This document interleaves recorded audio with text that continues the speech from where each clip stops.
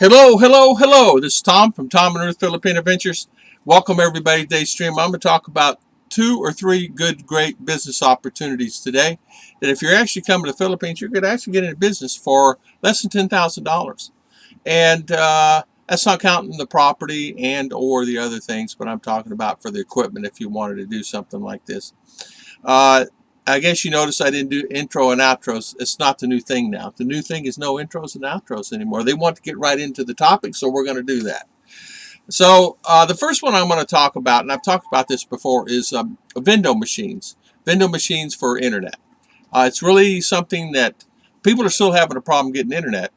And I'll put some pictures here as we're going to see in this particular video. These vendo machines, what they are is, it's basically a standalone unit. You plug it in. You actually can buy them for anywhere from $300 to $500 to $600, depending on the brand and the type. Now, these vendo machines, what you do, just load a coin in, usually 5 peso, and it gives you 20 minutes or, depending on what unit it is, it up to an hour or more for internet. Now, it works really good. It can work anywhere from 20 meter to 60 meters away from the unit itself, which is very nice. If someone, and say you have a vendo machine across the street for internet, they just put in their coin and go back to the house and say, I only need internet today for an hour. But some, of course, put money in it all day and night, what money they have, and they have internet. There is pros and cons to those units. They do constantly have a problem with internet. Now, it depends on where you buy it. Like for if you went to buy one from my supplier here, he will help maintain it and make sure it has not 5G, 4G quality with fiber internet. And so, and the great thing about him is he's a phone call away. So if the internet dies on one service, say PLDT, he can switch it to Globe or Converge or whatever companies he has available at that time. He has those 3. I think he added another company that actually came into the Philippines, but not all work all the time. So it's like it does here. You know, even with him, sometimes system is down. If there's a power outage or things like that, because those are, you have the light with it, and they're, of course, coin operated. So you need some type of power to power that. Uh, to have power. So sorry about that. I decided to open that up a little bit. I didn't realize it's so dark. My videos, people are saying, are so dark. So it does give you availability that you can adjust the time too. Meaning, so you put in 2 coins, it gives you a little bit longer time, and it's really good to have. The next one I want to talk about is the same thing that you have in U.S., and these are coin-operated vending machines. This particular one we're going to talk about now is a coffee machine. You can actually get, I'm just going to say 10 of these. You can do the same on the Vendos with the internet. But you get 10 of these coffee machines, place them around, say, throughout the city of Marama, and say, okay, I'll come back, and what collections I have out of this, I'll give you 10% of what it turns in just for taking up this space. And a lot of people love it because sometimes they get free coffee when you're there. Just give them a free cup of coffee, and help them maintain it. You know, they will help maintain it, make sure it's clean, any problems like that. And they're really great units to have, and for that extra umph of income. You'll be surprised how many people want a cup of coffee. The coffee shops are around, but they only have, they're not always available, meaning they're not always open. I noticed that the other day. I was in town.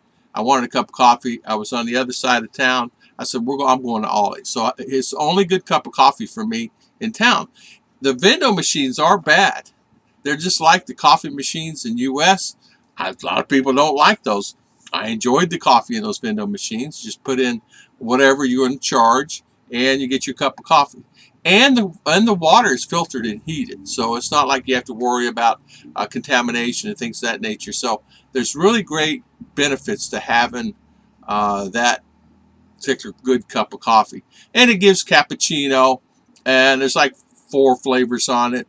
Those units cost about $400 each, and get 10, $4,000. Great business opportunity, and you don't have to worry about what you have. You can chain it.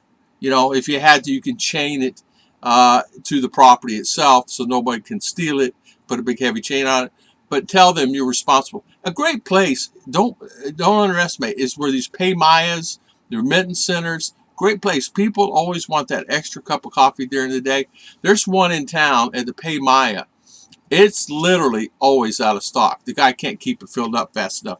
He is making a fortune on that one unit. I don't know how many he has, but he is making probably, I would probably say on the average a month, and I was figuring it up in my head, the average cup of coffee is around 20 peso, and he's probably making about 10,000 peso, 20,000 peso a month, which is $200 to $400 just on that one machine.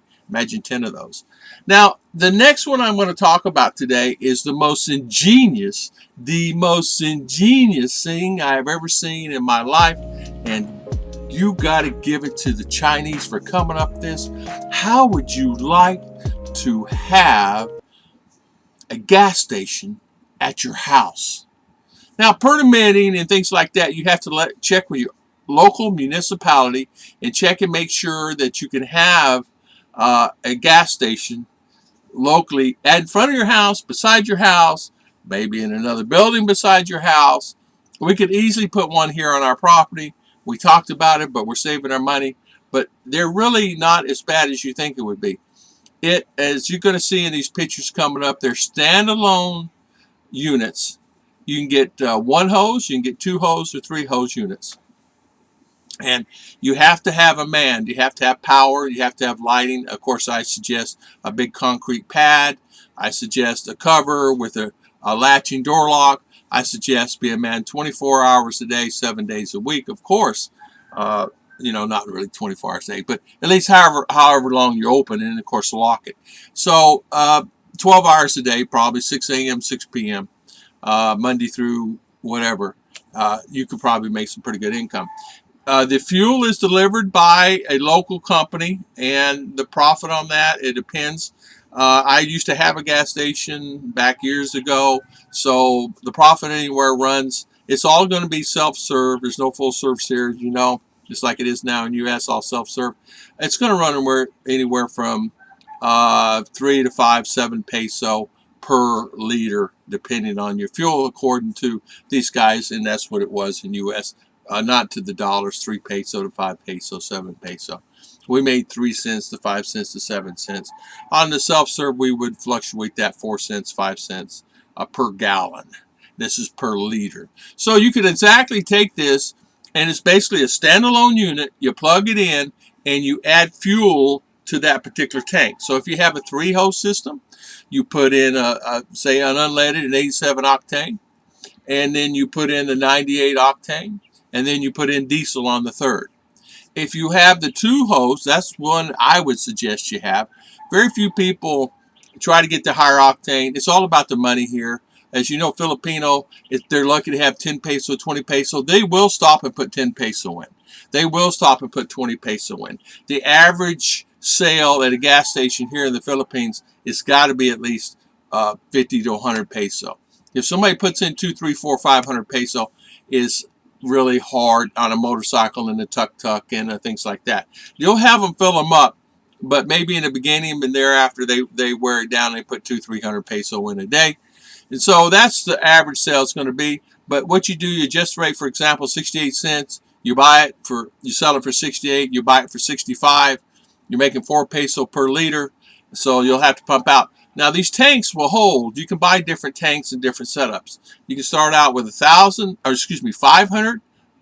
liter, up to 1,000 or 1,500 liter, all the way up to 2,000 liter of fuel in these big units. And basically it's just a box, and you have 3 tanks or 2 tanks or 1 tank, depending on your hoses, all electric. You put in how much you're going to put in, all digital. So say for instance I pulled up and I want 500 peso.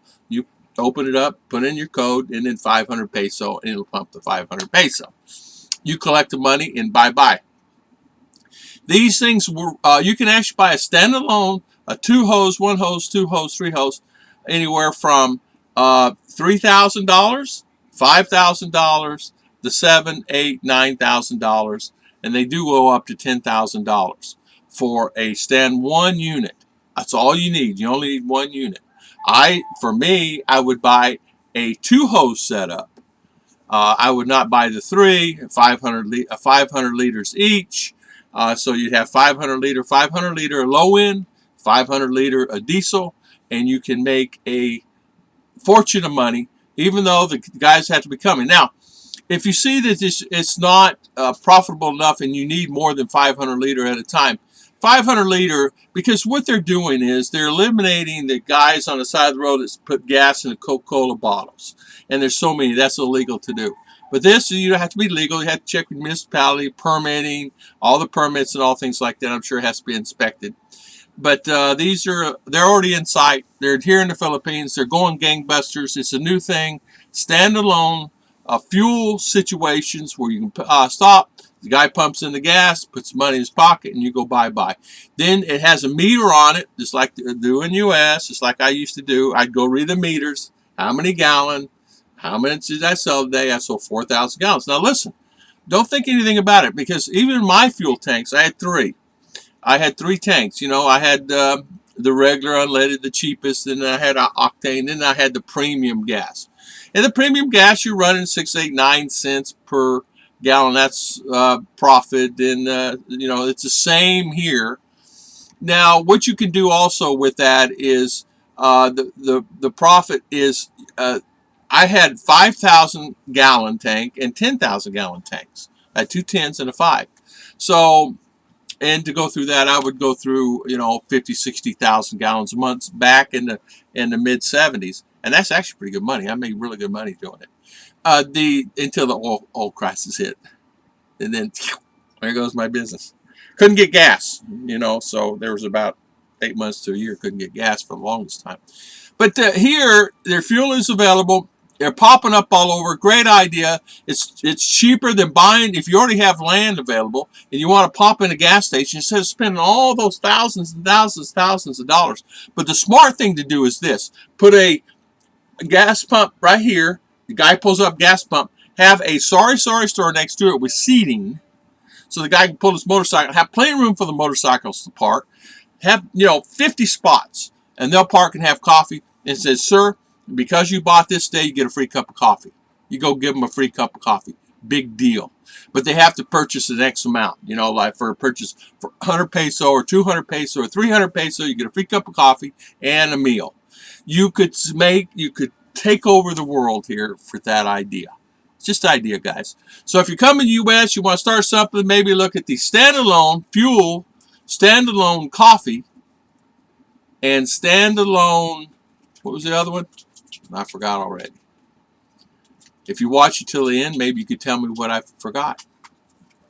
God bless everybody, and I want to thank everybody for always watching my videos. And I'll see you guys next time on Tom and Ruth Philippine Adventures.